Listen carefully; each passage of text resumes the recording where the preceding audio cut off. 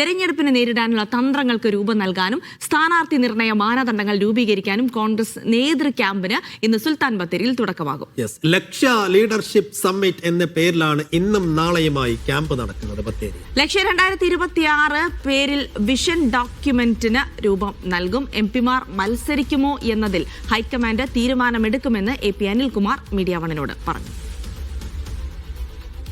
സ്ഥാനാർത്ഥി നിർണയം എന്ന് പറയുന്നത് പൂർണ്ണമായും ഓൾ ഇന്ത്യ കോൺഗ്രസ് കമ്മിറ്റിയാണ്. അവർ അതുമായി ബന്ധപ്പെട്ട കമ്മിറ്റികൾ ഇന്നലെ അനൗൺസ് ചെയ്തു.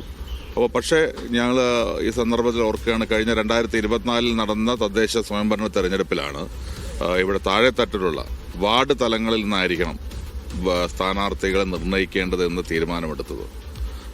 ആ തീരുമാനം ഏതാണ്ട് 95% പാലിക്കാൻ ഞങ്ങൾക്ക് കഴിഞ്ഞു. ചില തർക്കങ്ങളിൽ മാത്രമാണ് KPCCക്ക് വരെ ഇടപെടേണ്ടി വന്നത്. അപ്പോൾ സ്വാഭാവികമായും അത്തരത്തിലുള്ള ആളുകളുടെ അഭിപ്രായങ്ങൾ രൂപപ്പെട്ടു വരും എന്നുള്ള കാര്യത്തിൽ സംശയമില്ല.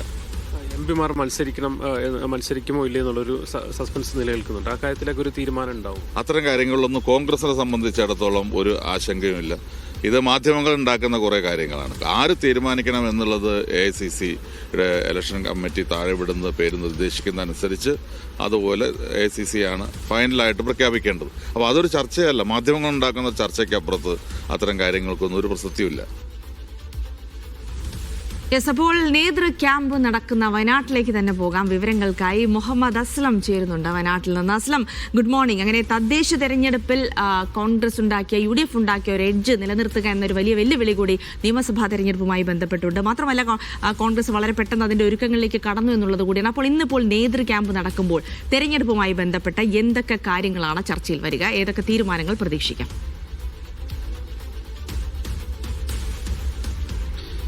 നിയമസഭാ തെരഞ്ഞെടുപ്പിലേക്കുള്ള രണ്ട് കാര്യങ്ങൾ, അതായത് ഒന്ന് തന്ത്ര രൂപീകരണം. ഏതൊക്കെ രീതിയിലാണ് നിയമസഭാ തെരഞ്ഞെടുപ്പിൽ LDFനെ അതോടൊപ്പം തന്നെ BJPയെ പ്രതിരോധിക്കേണ്ടതെന്ന് സംബന്ധിച്ചുള്ള ഒരു തന്ത്ര രൂപീകരണമാണ് ഏറ്റവും പ്രധാനപ്പെട്ട കാര്യം. ഏതൊക്കെ തദ്ദേശ തെരഞ്ഞെടുപ്പ് അവർക്ക് കൃത്യമായ ഒരു മേൽക്കോയ്മ ലഭിച്ച ഒരു കാര്യമാണ് കോൺഗ്രസിന്.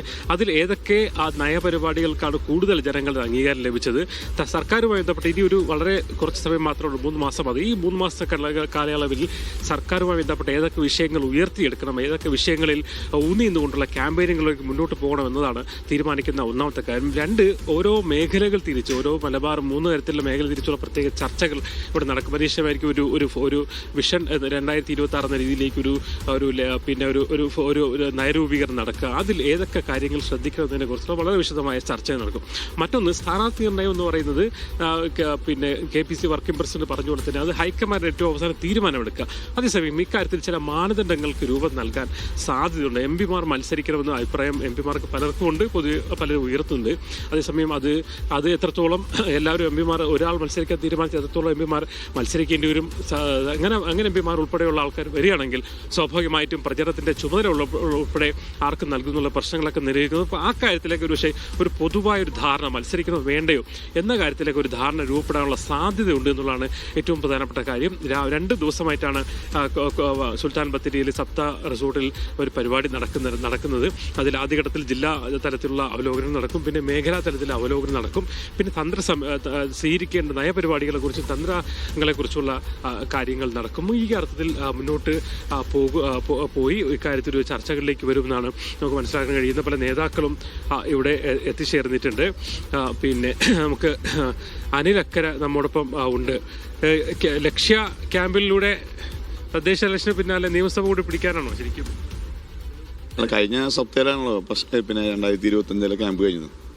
2025 കഴിഞ്ഞ് 2026 കോൺഗ്രസിനെ സംബന്ധിച്ചിടത്തോളം, കേരളത്തിലെ UDFിനെ സംബന്ധിച്ചിടത്തോളം സന്തോഷമുള്ള വർഷമാണ്. നിയമസഭാ തെരഞ്ഞെടുപ്പ് പിടിക്കണം, കേരളത്തിലൊരു മുഖ്യമന്ത്രി ഉണ്ടാവണം. ഞങ്ങൾ പഞ്ചായത്തിലേക്ക് മത്സരിച്ചു, പഞ്ചായത്ത് പ്രസിഡന്റായി. നമുക്ക് ഏറ്റവും ഇഷ്ടമുള്ള സ്ഥലവും നമ്മുടെ ഹോം ഗ്രൗണ്ട് പഞ്ചായത്താണ്. നിയമസഭയിൽ മത്സരിക്കുന്ന ആവശ്യം ഉന്നയിച്ചാൽ, പാർട്ടി ഉന്നയിച്ചാൽ താങ്കൾ? അല്ലാതെ ഞാൻ പഞ്ചായത്ത് തെരഞ്ഞെടുപ്പ് കഴിഞ്ഞ സമയത്ത് തന്നെ പറയണ്ടായി. നമ്മൾ അന്ന് അന്നത്തെ 2021 പരാജയം വ്യക്തിപരമായി നമ്മളെ വൈകാരികമായി തന്നെ ബാധിച്ചാണ്. അതിനുശേഷം നമ്മുടെ ഒരു തിരിച്ചുവരവാണ് പഞ്ചായത്ത് തെരഞ്ഞെടുപ്പ്. ഇനി പാർട്ടി തീരുമാനത്തിന് വിധേയമായിട്ടായിരിക്കും എല്ലാ കാര്യം. ലക്ഷ്യം കാണും. 2026 നമ്മൾ ജയിക്കില്ല ഉറപ്പായിട്ടും. അതായത് MLA-മാരുണ്ട്, MP-മാരുണ്ട്, അതോടൊപ്പം തന്നെ ഷാനിമോൾ ഉസ്മാൻ കൂടെ നമ്മോടൊപ്പം ചേരുന്നുണ്ട്. ലക്ഷ്യയിൽ ശരിക്കും എന്താണ് നമ്മൾ ഈ ഒരു ഫോർമേഷൻ നടത്തിയത്, എന്താണ് ഔട്ട്കമാണ് പ്രതീക്ഷിക്കുന്നത്? സത്യം പറഞ്ഞാൽ 2026 നിയമസഭാ തെരഞ്ഞെടുപ്പിന് വേണ്ടിയിട്ടുള്ള മുന്നൊരുക്കങ്ങൾ വളരെ മുൻകൂട്ടി തന്നെ തുടങ്ങിയിട്ടുള്ളതാണ്. അതിനിടയിലാണ് നമുക്ക് ലോക്കൽ ബോഡി ഇലക്ഷൻ വന്നപ്പോൾ അതിൻ്റെ ബ്രേക്ക് വന്നു എന്നുള്ളത്. അപ്പോൾ മിഷൻ 25 അങ്ങനെ കൊണ്ടുപോകാൻ കോൺഗ്രസിന് കഴിഞ്ഞു. അപ്പോൾ തീർച്ചയായിട്ടും അടുത്ത തെരഞ്ഞെടുപ്പിൽ വലിയ ഭൂരിപക്ഷത്തിൽ കോൺഗ്രസിന്റെ നേതൃത്വത്തിലുള്ള ഐക്യ ജനാധിപത്യ മുന്നണിയുടെ സർക്കാർ ഉണ്ടാക്കുക എന്നുള്ളത് തന്നെയാണ് ലക്ഷ്യം. അത് ജനഹിതമനുസരിച്ച് പ്രവർത്തിക്കുക എന്നുള്ളതാണ്. അപ്പോൾ പഴുതുകൾ അടച്ച് സംഘടനാ സംവിധാനമാണ് കോൺഗ്രസിന് ഈ തെരഞ്ഞെടുപ്പിൽ വിജയത്തിനുള്ള കാരണമായിട്ടുള്ളത്. അപ്പോൾ ഈ മുന്നൊരുക്കങ്ങളെ സംബന്ധിച്ചുള്ള ചർച്ചകൾ നടക്കും. അതിനുശേഷം കൃത്യമായിട്ടുള്ള ടൈം ടേബിൾ പ്രഖ്യാപിച്ച് ഈ തെരഞ്ഞെടുപ്പിലേക്ക് പോകും. സ്ഥാനാർത്ഥികളെ വളരെ മുൻകൂട്ടി തന്നെ പ്രഖ്യാപിക്കും. അതിനു വേണ്ടിയിട്ടുള്ള എല്ലാ നീക്കങ്ങളും തുടങ്ങിക്കഴിഞ്ഞിരിക്കുന്നു. സ്ഥാനാർത്ഥികളുടെയും സാറിന് ഹൈക്കമാൻഡ് അന്തിമ തീരുമാനമെടുക്കും. എന്നാലും ഞാൻ ചോദിക്കരുത്, വനിതകളുടെ പ്രാതിനിധ്യം വർദ്ധിക്കണമെന്ന് അഭിപ്രായം? അല്ല, തീർച്ചയായിട്ടും ഹൈക്കമാൻഡ് തന്നെയാണല്ലോ തീരുമാനം എടുക്കുന്നത്. അപ്പോൾ ഇതിനകത്ത് സ്ക്രീനിങ് കമ്മിറ്റി ഇന്നലെ തന്നെ പ്രഖ്യാപിച്ചു കഴിഞ്ഞിരിക്കുകയാണ്. അപ്പോൾ സ്വാഭാവികമായിട്ടും വനിതകളുടെ പ്രാതിനിധ്യമൊക്കെ നല്ല നിലയിലുണ്ടാകുമെന്നുള്ള ശുഭപ്രതീക്ഷയാണ് ഈ കാര്യത്തിൽ എനിക്ക്. കഴിഞ്ഞ ദിവസം ഒരു വാർത്തയെക്കുറിച്ച് ഞാൻ ചോദിക്കുകയാണ്. അപ്പോൾ മുതിർന്ന നേതാവ് എൻ്റെ ഭാഗത്തുനിന്നൊരു അഭിപ്രായം വന്നത് രാഹുൽ മാങ്കൂട്ടത്തിനെ തിരിച്ചെടുക്കണമെന്ന അഭിപ്രായം വന്നിട്ടുണ്ട്. എങ്ങനെയാണ്? അല്ല, അത്തരം വിഷയങ്ങളെക്കുറിച്ച് ഇപ്പോൾ കമന്റ് ചെയ്യേണ്ട കാര്യമില്ല. ഇപ്പം നമ്മുടെ മുന്നിലുള്ളത് 2026 തെരഞ്ഞെടുപ്പും തെരഞ്ഞെടുപ്പിന്റെ മുന്നൊരുക്കങ്ങൾ. തെരഞ്ഞെടുപ്പ് അതിന്റെ മുന്നൊരുക്കങ്ങൾ വിലയിരുത്താനുള്ള യോഗമാണ്, നേതൃയോഗമാണ് വയനാട്ടിൽ നടക്കുന്നത്.